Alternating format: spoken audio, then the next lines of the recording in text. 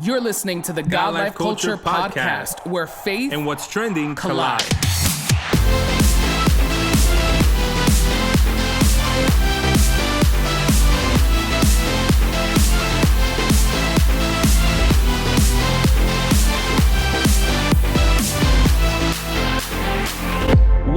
Welcome to the latest episode of the God Life Culture Podcast. This is Eddie. What's up, everyone? This is Miguel, and we are so thankful that you are tuned in for another episode of the God Life Culture Podcast. If this is your first time listening, welcome to the God Life Culture Podcast. We want you to hit that subscribe button so you can be notified every time we drop a new episode. And if you are a returning listener, we want to say thank you so much for coming back week after week to check out our conversations and our podcast episodes. Yes. Last week, we were not here, right?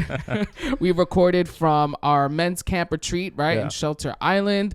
So that was cool, right? Yes. Getting to record there and doing that for a little bit. I think it was different, right? To be outside, to be recording, and cool that, you know, we have the capability, right, to kind of do that, right? And I think that was really cool. Yeah, you know what? I think every once in a while, it's always great to have a little change of scenery, or even just the vibe was a little different. Yeah. I think we're pretty much always like pretty chill and relaxed when we're recording our episodes, but something about doing it outside on a porch, almost on a rocking chair. That should have been rocking chair. Just gave it like a different, like cool, different vibe. Yeah. And the wind was like crazy. The wind was crazy, but you couldn't tell really. Right. Like maybe minimally. Little parts here and there. Then you know, had like jet boats back behind us. Somebody and was stuff fishing. Like that. Yeah, back some there. Random Hermano de Dios was fishing in the background, right? Which was symbolizing how we should be fishing for the souls. No, yeah, but it was cool. It was chill. Yeah, very cool. I mean, today we're going to talk about something that I'm sure all of you, or most of you, right, if you're in the Christian music, you know, ministry circle, right, of an interest of things, I'm sure you've heard of the recent situation surrounding Maverick City music and Dante Bowe. And, you know, I mean, this is something like, for me, I hate talking about stuff like this, right? Because, one, I think it's sad, right? When situations like this happen, right? I immediately go to the person that's like, you know, in that situation. I feel super bad for them because of just like the cycle and the effect that this has, right? So it's like they go through all of the social media, you know, criticism, all of the viral posting. Everyone is talking about this incident, right? You know, which is basically Maverick City and Dante Bowe pausing their professional relationship, right? Maverick City put out a statement, you know, basically saying that it was, you know, due to behavior that's inconsistent with their core values and beliefs. They put a pause on their professional relationship with Dante Bowe. Yeah. Right? And of course, I mean, they did this late at night. I believe it was this past week, one day late at night. And I mean, this was everywhere. When I woke up the next morning, like all over YouTube, all over Twitter, Instagram. And I don't know, I think it was like pretty shocking, I guess, for people. And just like for Maverick to actually release a statement like this, I think it makes it official. And it makes it like, this is not something to take lightly, right? But like anything, we like to give our opinions, we like to talk about it, and just talk about, you know, what we can learn from situations like this. Yeah, and I think, you know, and we'll get into it a little bit later on the pod. You know, this is done on a platform and on a level that most people will never experience. And what I mean by that is, you know, the attention, the names, trending on social media, the people that are tweeting you or messaging you and all that other stuff. You know, a lot of people, you know, in their churches, in their church communities, have very similar situations like this that have happened, you know, recently or within the years, where, you know, because of one thing or another, certain people were maybe, you know, put on pause. I like that word that they used. In ministry, you know, you've had leaders that have had to take a minute and step down. You've had worship leaders that have taken a minute to step down, and pastors, who for whatever reason or another have taken a minute to have to sit down because of things that they may have done or things that they're going through. So this is, you know, one of the reasons why I'm okay with us talking about this is because these are things that are relatable to us, you know, in the Christian world, you know, and like you said, this hit the waves. People who weren't up woke up to a lot of the buzz about this as well. And I think that one of the things that has caught the most attention is that there's a lot of speculation. You know, there isn't a definitive reason as to why the relationship between Maverick and Dante was paused. There's a lot of rumors going on. There's a lot of people that, you know, are looking at past situations and thinking maybe it's a accumulation of certain things. But at the end of the day, no one has officially put out, at least at this time, at this moment, nobody has officially put out a reason as to why. And I think that's, you know, people eso le llama la atención, you know, with the people. But Dante did release a statement in reference to the whole situation, and he posted this on his social medias. He said, in light of recent events and opinions, I've talked to some of the wisest leaders and brothers around me. I'll be taking time off social media to rest mentally and physically. Years ago, when I dreamt of all I would accomplish one day, I didn't account for the pressure and opinions that would come with it. It's important for everyone to know when to step back and refocus. Hope you understand and support.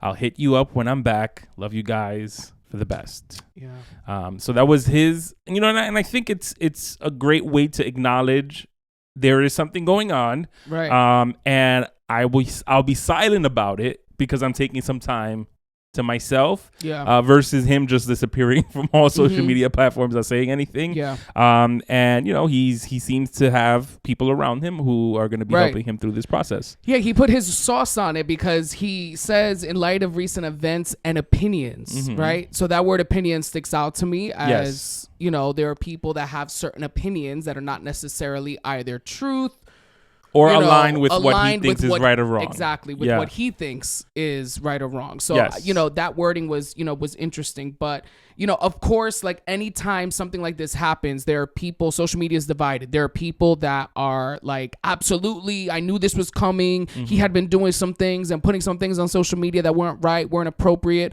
You know, I mean, this goes back all the way to, you know, certain incidents at the Grammys when they asked him, what artists are you looking forward to seeing tonight? He asked about Lil Nas X. If he was performing, he's looking forward to seeing Lil Nas X perform, which, you know, we can say what we want about that. Then later on, more recently, right, there were videos that he posted on his Instagram stories where he was on a party bus. Bad Bunny was playing in the background. He was singing. So people kind of felt like, you know, all of those things that you're posting and doing and some other Instagram posts and things, you know, that they're basically not congruent with what you believe and the God you're singing about, right? So a lot of the comments that people were saying were just basically like, you know, this was bound to happen because of these things that they saw, right? Yeah. Then you have the other side of people that are basically saying, Maverick, how dare you do something like this? You know what I mean? Like, you're singing about a God of mercy and grace, and then when someone needs that mercy and grace, you kind of like excommunicate them. Yeah. You know? So you're getting all the angles, you know, in a situation like this. And I think, you know, a lot of people, they have their points and they have their, you know, ideas and opinions that are pretty valid. You know what I mean? So in just looking at this, you know, like I said, immediately I begin to kind of feel bad for Dante. And, you know, it's not cool. One, you look at his talent, you look at his gifting, his anointing, you see what he's been able to accomplish, right? And I mean, I've been listening to his music since before he was in Maverick. You know what I mean? I remember his first album, his first release, and listening to that song and being so impacted by it, you know, and then seeing his trajectory and seeing all that he was able to accomplish. And he's only 29, I believe. He's 29 years old. You know what I mean? So we can get into a whole conversation about age and being thrown into the spotlight at that young age in ministry. I'm not talking about Hollywood, you know, ministry, right? Which is a whole different thing. Which is like a mini Hollywood in a lot of aspects as well. So you just have God, you know, to answer to, and God and people in the church. You know what I mean? Not but I mean critics. that. I mean that to say is that I feel that, you know, for many years, and this is a whole different subject, or for a lot of time, people seem to, like, you know, throw things under the rug. A lot of the bad things that happen in Hollywood happen in the church version of Hollywood as well, and in ministry and stuff as well. So yeah, I just want to say that. So I think there are parallels that happen. With that I agree for sure. And you know, I just think that now, from, you know, coming out from this, right, and looking at this from the outside in, I think there's just a lot of things that we can kind of pull from this, right? Yeah. And immediately, one of the things I think about is the idea that your influence brings about a certain responsibility. You know what I mean? I remember listening to Naomi Rain's YouTube channel. She has car chats, right? Where she has people that she'll have them in her car and kind of talk with them and interview them. And she was kind of alluding to the fact that Dante is the one out of the group that does not care what people think. So much to the point that he'll post things, say things, and he doesn't care about what people are going to think, what they're going to say. And that Naomi, you know, is like, I'm always telling him, like, you know, you can't do that. You can't say that. You can't put that like that. You can't say it in that way, you know. And it was evident in watching that he almost didn't want that freedom, right? Or the ability for him to just say what he wanted or post what he wanted to be stripped from him simply because he had a platform now and he was well known. Which, to be honest, I think a lot of people feel that way. Even if you don't have that major platform of a Maverick City, you know, when I can speak from a pastor's son perspective, right? When you have a lot of people, there have been people that have told me things that I don't necessarily agree with, that they find a problem with how I do it or how I did it or what I did. And it's almost like that's your opinion on how a pastor's son should carry themselves or should dress or should look like. I remember being at the mall and seeing someone and they were speaking to me and they looked me up and down and were like, oh, it's just because you're not dressed like what a pastor's son would be dressed like. You know what I mean? So right there, if I really, you know, cared what that person said, I could have just been like, you know what, I need to start dressing more like that, you know. But you even had that issue with your artistry, with people feeling a certain type of way about how you do spoken word, right? You know, which at the end of the day, I think that's the catch-22 about being on any type of platform. But I think that is even more severe when you're on a Christian platform, which is that as a Christian, you know, as a person first, and it should be as a Christian first, but I'm talking from the perspective as a person first. As a person first, you want to be able to express yourself how you feel the most comfortable doing so.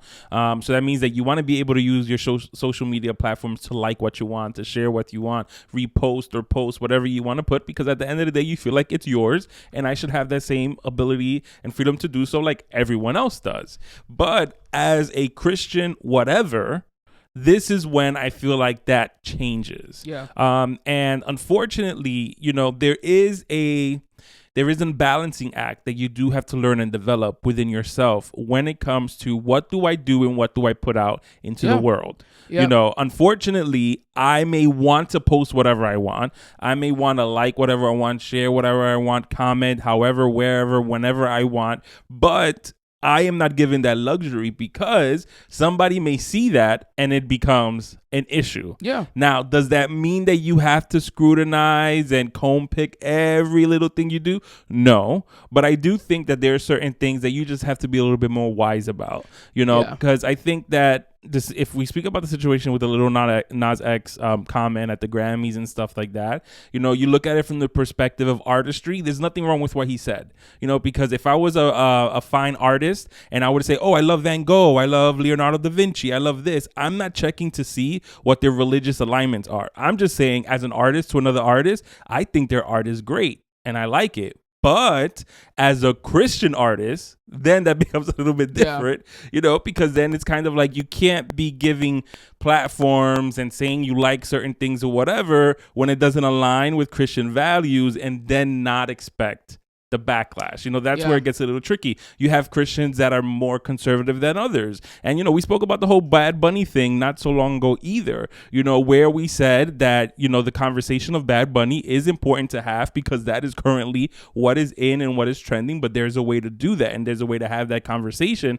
I'm pretty sure that there's people who listen to whatever they want and they don't care if he if he was on a party bus or if he was at an event and there was Bad Bunny music blasting, while there's others that do have a very big issue with that because he doesn't align with Christian values and what we want, you know, to consume and put out there as well. So he may like Bad Bunny from an artist perspective. His music is this, the way that his production is done is like that. But unfortunately, I don't think that he has that freedom, quote unquote, that other people may have to just post whatever they want to post. It comes with a price. And at the end of the day, it doesn't have to be anything like that. It could be a quote.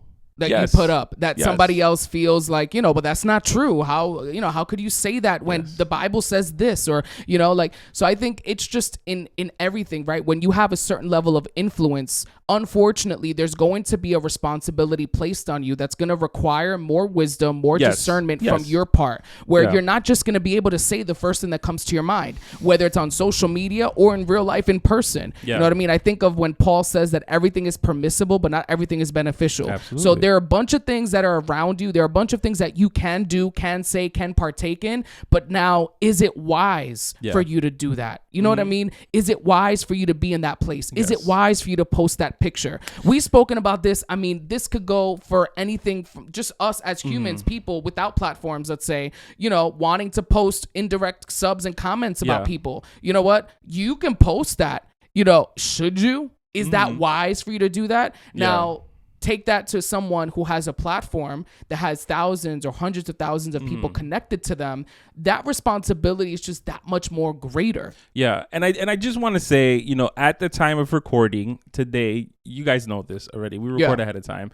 Wednesday, September 28th. There hasn't been a reason given. So all this we just spent talking about is speculation. It may have nothing at all to do with any of the things that we said, but it is important to just remind people that you do have a responsibility to just be wise with your actions. At the end of the day, someone is always going to have something to say about what you're doing.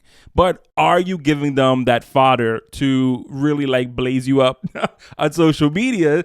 Or is it just one of those things where you can just never please everybody? And I think that really, one of the things that I really want to dive into with this conversation is, as a people, as members of a church, as members of a certain community, what do you do in a situation when someone has publicly done something wrong? And should that receive a public response? Should that receive public action? And how do you move forward with your relationship with them? Because I think that there are certain situations, depending on the degree of the situation, it varies. But if we take it off of the idea of, when someone in your church does something that they know they're not supposed to do, and then all of a sudden, because of whatever action they did or however they responded, they're put on pause in that ministry.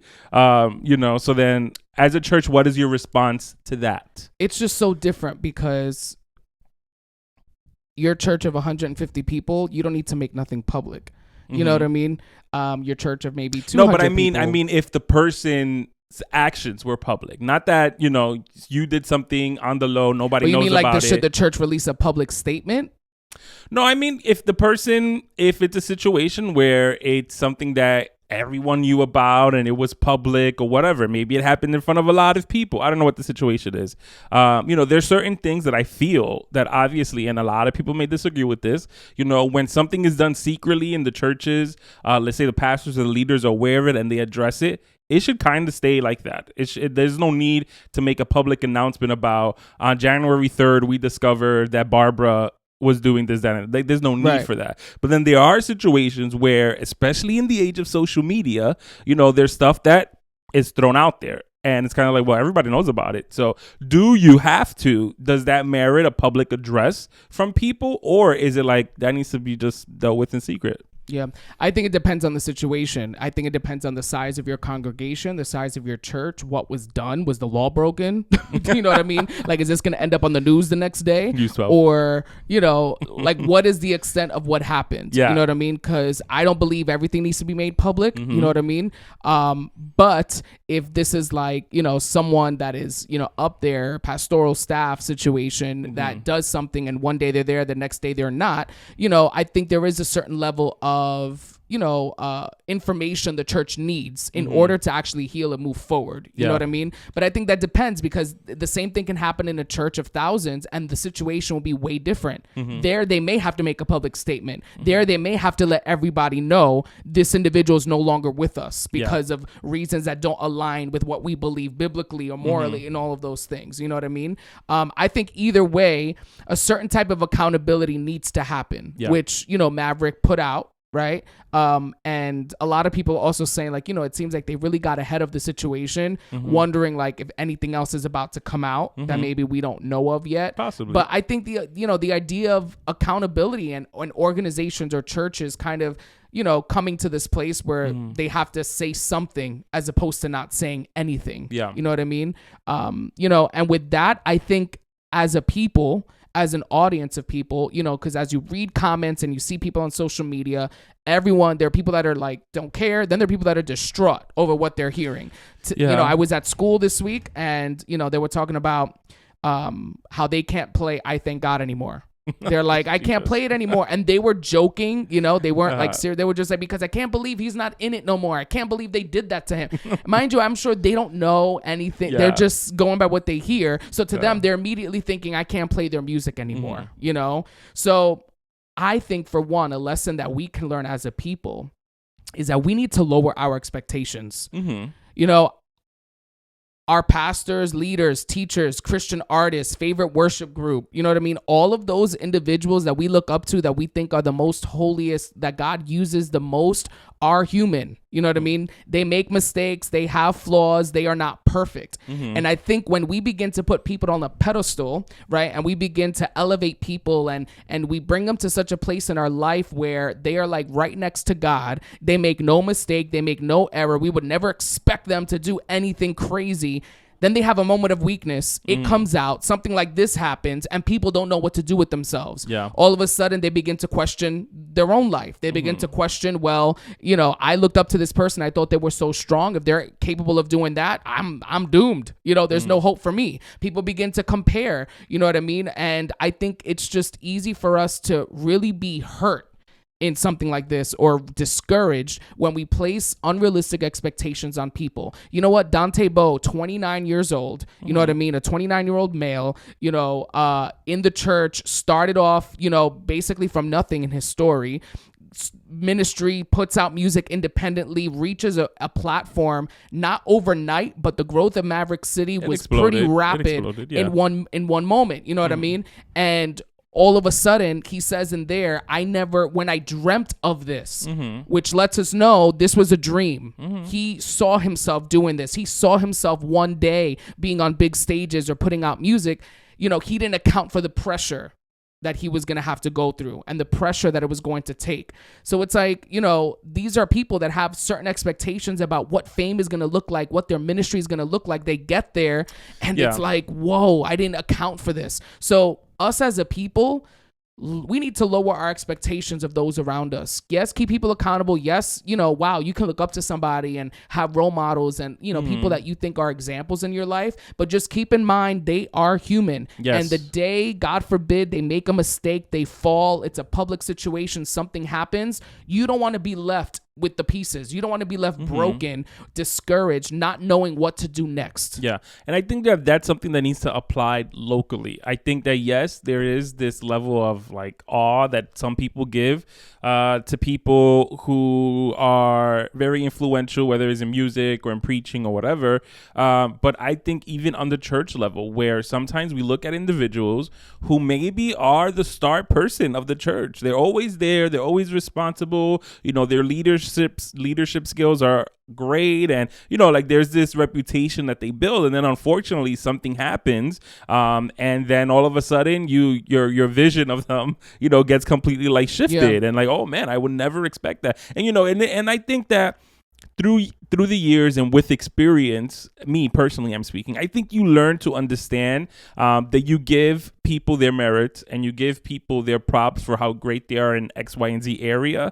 But you also learn to understand they are human. Yeah. So the idea that they are not going to make a mistake, the idea that they are not struggling with something, the idea that they're not going to have a moment of weakness, to me, that doesn't make sense. Like, I know they will. I know it's possible for someone, no matter how many years they've been in ministry, no matter how many years they've been a leader, no matter how many years they've been in church, period, that if it happens, there is a possibility that an opportunity may happen where they make a mistake, right? So when that happens, what is our response to these people in grace? Do we go down the rabbit hole of these trolls on the social medias where we bash them and we're spreading the rumors and we're telling everybody like, oh, I never expected that from that person. I will never look at them the same. They're never going to get up from this. They'll never be a leader. They'll never be a worshiper. They'll never be a this. No, I don't think that that is the approach, because put yourself in their position. Yeah. If you were in their position where you were doing great and all of a sudden something about what you're doing comes out, what do you want the response to be? Yeah, you want people to hold you accountable, because no one should be like, oh, it's okay, don't worry about it, like, get over it. Like, no, you want people to hold you accountable for your actions, but at the end of the day, you want people that are going to help you get through it. Yeah. And I think that that is something that applies in your local churches and applies to the people like in Dante's situation, which is you just have to be able to afford them the grace that, you know what, hopefully, you know, whatever it was that happened is an experience where they can learn from this and come out better on the other side. What we don't want to do is push them out of the church community. Yeah. Because it's very easy for people to feel like, you know what, in my lowest moment in life where I made a mistake because I'm what? Human, the church gave me their back. Yeah. The church pushed me out. The church judged me. The church criticized me. You don't want that to be the narrative, because those are the narratives that the enemy takes advantage of and then takes people like him or anybody in his situation and brings them into the world. Yeah.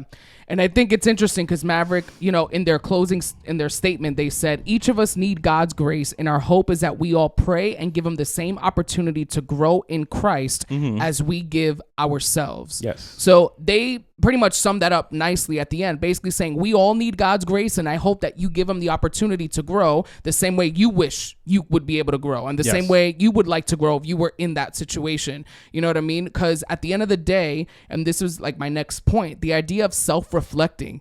This moment should cause you to self-reflect, because if you feel like, you know what, that's good for him, he was doing things and he was posting things, and I'm sure this, that, and the other thing, think about what you do that nobody knows about, and let's put that out there, and let's start releasing statements. You know what I mean? I'm sure it would not be as, because, you know, you need to be held accountable, and because, you know, if you do something wrong, you need to pay the consequences, right? When it's you, you know, and I think it's easy sometimes to push that blame and push, you know, the guilt onto someone else who's taking the heat, right? And in those moments, self-reflect and think about, you know, gosh, if I were to go through something like that, you know, how would I feel? What would I want to hear? And it's funny because Maverick put out in that statement that they put a pause on their professional relationship, right? And I'm hoping, and this is similar to what you were saying within a church community, you know, you could have a situation like this happen and they could pause in their professional relationship where they're not making music anymore. That doesn't necessarily mean that the people within Maverick City are not reaching out to Dante or talking to him or meeting with him. They may or may not. I have no idea. But I'm just saying it's a pause in the professional relationship. When something like this happens within your local church community, I'm hoping that they may have to step down from a certain position. They may have to take a pause from a certain, you know, ministry that they're running or participating in. But I hope that pause or that break doesn't equate to everyone giving them the cold shoulder and everyone now ignoring them, and now we can't associate or talk to you because you sinned and you did something wrong, and now you can't be in that ministry or take part anymore or do this and do that. The idea that in those moments you cannot push people further away. You know, the truth is, whatever Dante's going through, which we don't know about, we may find out, we may not find out, right, doesn't happen overnight. So he very well may have been ministering and singing and on tour and doing events and preaching, whatever he's been doing, struggling with whatever he was going through or doing whatever he was doing. And he knew and he knows, you know what I mean? But so it's not like, you know, this is just a surprise out of nowhere to him. But I also think that's an important note that people need to stop playing themselves with, because I feel like not everybody, I feel like a lot of people really walk this earth thinking that people don't minister, teach, educate, minister while going through a struggle. Like this idea that, oh no, you can only be perfect in order to do those things is an erroneous way of thinking, because that is not going to happen. It is never going to happen, where you're going to have these superhumans that are perfect in everything that they do, being able to minister, being able to teach, being able to do godly things. No, people are constantly going through battles and their struggles and their processes while still having a relationship with God, while still loving God and still wanting to do things for his kingdom. But unfortunately, because of their humanness, they still have things that they're dealing with. Right. And again, it's like, where, who did he go to speak about these things? Yeah. And he may have had a whole accountability, circle team or something, But again, it's the hope now within the local church, within your own community. Yeah. You know what I mean? Those people that you think are so strong, and those people that you see doing this, doing that, they're so creative, they're so this, they're so that, are you checking on them? Because no one is exempt. No one is exempt from going through a situation like this. It's just different when you have a big platform. Yeah, and I think that, I don't know about, I can't talk about like American culture in churches and stuff like that, but in Spanish churches and in Spanish culture, there's this thing where they put people on discipline when they do something wrong, quote unquote wrong.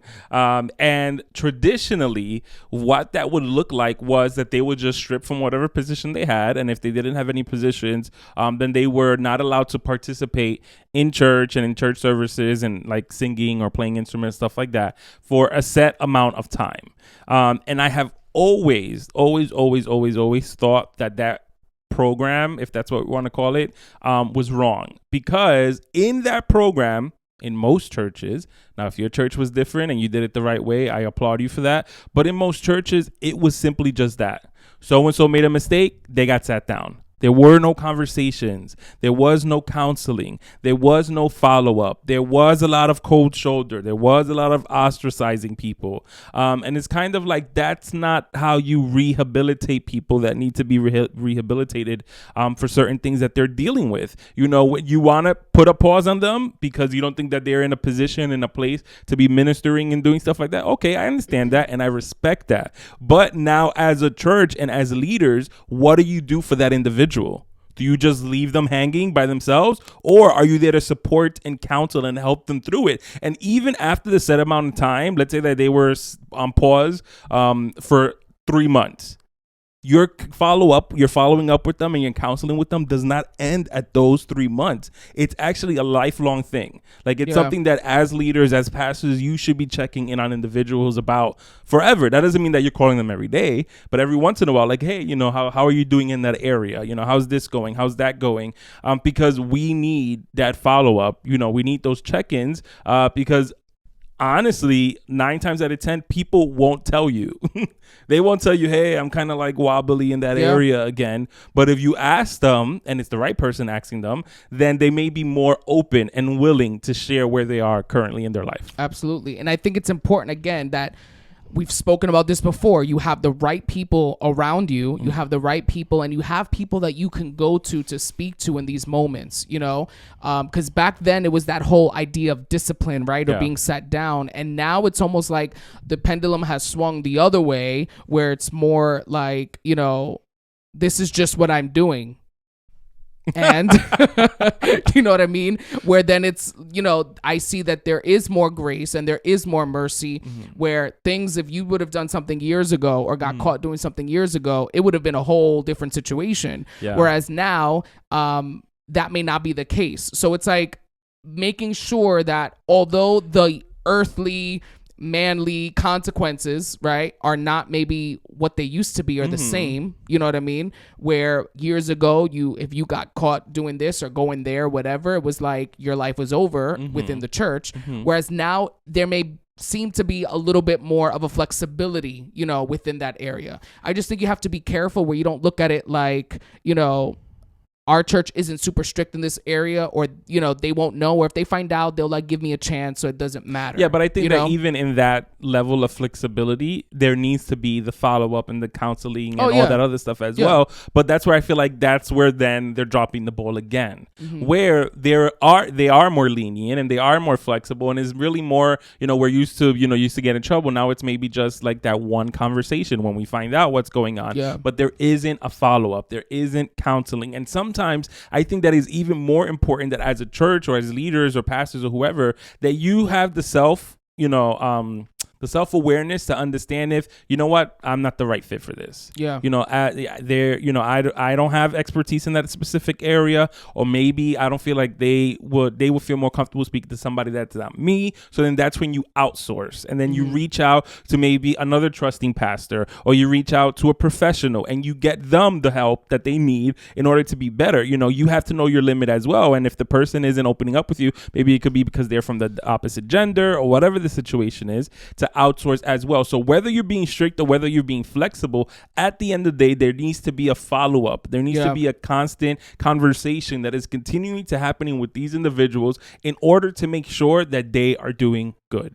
And this is why I think it's important to make sure you are connected to a local church, right? Yeah. I don't know if these people in Maverick City, if they go to church like that regularly. I know they're so busy, right? But the importance of having those people, you know, in your life, whether it's in your church, right, community and family, that will help you in those moments, right? Yeah. And be there for you. I mean, recently, a few weeks ago, I was speaking to someone that they basically said, you know, they were young in their 20s and they were just starting to get back into church and going to church. And they said that the reason why they left was because they did something wrong. They did something they weren't supposed to do. And they just felt like the church just turned their back on them, you know, like literally just stopped reaching out, stopped calling, and he would show up and it was just like no acknowledgement and he basically just expressed the feeling of feeling abandoned. Yeah. And he said, I was already going through it when everything happened, and then now on top of that, everyone's acting like, you know, now I'm not good enough. Now I can't speak to them. Now they can't be around me, you know? So he was slowly starting to get back into church and, you know, I guess trying to find a church to go to. But again, you just don't know what effect, you know, those decisions and those attitudes more than anything have on people. So I think as an audience watching all of this play out, you know, this is not too far fetched of something we can go through. Absolutely. Or what happens in our churches. You know what I mean? So it's almost like before we have a situation like this happen, what can we do to help avoid these things? You know what I mean? And this is where I believe also accountability within friend groups, right, is important, where you put something up. It's almost like, was that necessary? Yeah. You know better, right? I mean, personally, this year, this is where I have been tempted the most, right? To post things, certain things, right? And it's almost like, and like, I'll like indirect comments about things, not like, you know, whatever, but nothing crazy. Right. And it's almost like, again, checking your heart to make sure, like, why are you posting this quote right now, today, after this situation? You know, why do you feel the need to talk about this? Why do you feel the need to put that out there? And you have to really check yourself. I mean, there are moments I sent you stuff and I was like, I want to say this so bad, but I'm not. And I think that that's important, because in those moments, if I was a horrible friend, I'd be like, do it. I'm going to repost it. Post it. Yeah. You know, and it's been vice versa the same way as well, where sometimes I'll randomly come across something that is very relatable to a situation that's happening. And I'll be like, I'll be messy if I post this, right?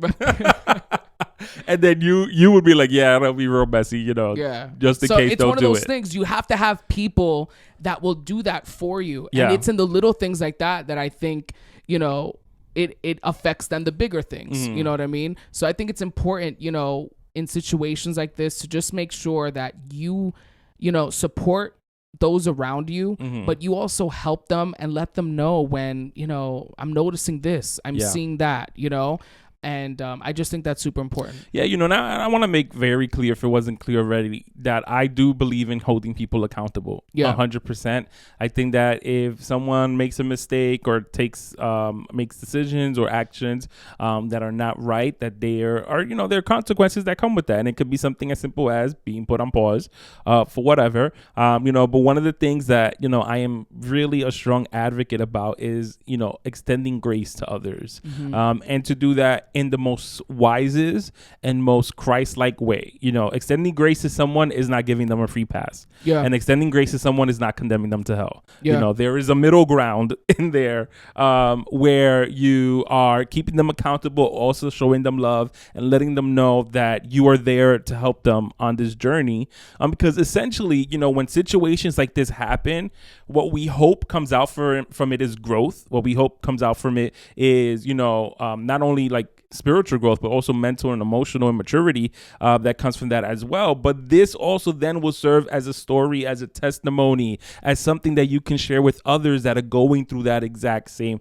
situation. Yeah. So as a church, you are part of this story, indirectly or directly, of anybody that's in your church that is going through something. The question is, what is your character? How is your character going to be written?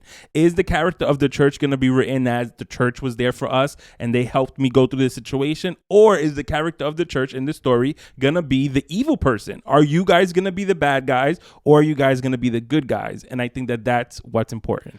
And also realizing in situations like this, there's always more to the story. Yes. So for those people who are defending Dante and going hard for him, you don't know the whole story. You don't know everything, right? For those that are basically bashing Maverick City music and saying, how dare you let him go and put a pause on this relationship when he needs you the most. You sing about grace and mercy and Jireh and all that, right? It's almost like, keep in mind, you don't know the full story. Yeah. And we may never know the story. It's only a business, really. The same way within your local church, when certain decisions are made, you may not know the full story. And you may think you know, and you may think like it's not fair that this happened and that they were, put in this situation. It shouldn't be that way. I don't agree. You don't know the whole story. So I think it's important, before we make certain comments, before we say certain things or judgments and conclusions, that we remind ourselves there's always more to the story that we may not know. Yes. Our job in situations like this, you may not know Dante personally, you may not be his friend personally, is to pray for him. You listen to his music. Thousands of and hundreds of thousands of people, I want to say, have come across Maverick City, maybe even millions. They have over 1 million followers on Instagram, and have been blessed by their music, and Dante has played a role in that, so I think it's just important to remember that, to pray, and to just extend that now to the people around us. How are we showing love? How are we supporting? How are we praying for those around us in our community? And again, there may be an update to this story. Yeah. There may be something that comes out, and regardless, at the end of the day, whatever it is that comes out, these points that we have discussed are valid and, can be applied to situations, across the board. Yeah. My last thing to say before closing out is just, I want to read the scripture found in Galatians 6 that says, brothers and sisters, if someone is overtaken in any wrongdoing, you who are spiritual, restore such a person with a gentle spirit, watching out for yourselves so that you also won't be tempted. Carry one another's burdens. In this way, you will fulfill the law of Christ. For if anyone considers himself to be something when he is nothing, he deceives himself. Let each person examine his own work, and then he can take pride in himself alone and not compare himself with someone else. For each person will have to carry his own load. Amen. Dun, dun, dun, dun. Galatians 6, 1-5. Very true. And we don't even need to add to that. Yeah. So if you are not following us on social media, make sure you follow us on Facebook and Instagram at God Life Culture Podcast. Be sure to subscribe to us wherever you listen to your podcast so you can be notified every time we drop a new episode. Go and encourage someone this week, support someone this week, speak to a friend, check in with them, make sure everyone is good around you, right? Do a spirit check. You're about to get careful. Yeah, they're about to come for us, right? A spirit check, right? And make sure everyone is doing well around you. Yeah. So as always, you can find us on our socials, wherever you're listening to us and seeing us. Make ssure you're subscribed, because that's super mega important. I said that really weird. Important. Thank you once again for tuning in to the latest episode of the God Life Culture Podcast. That's God Life Culture. Until next time. See ya. Bye.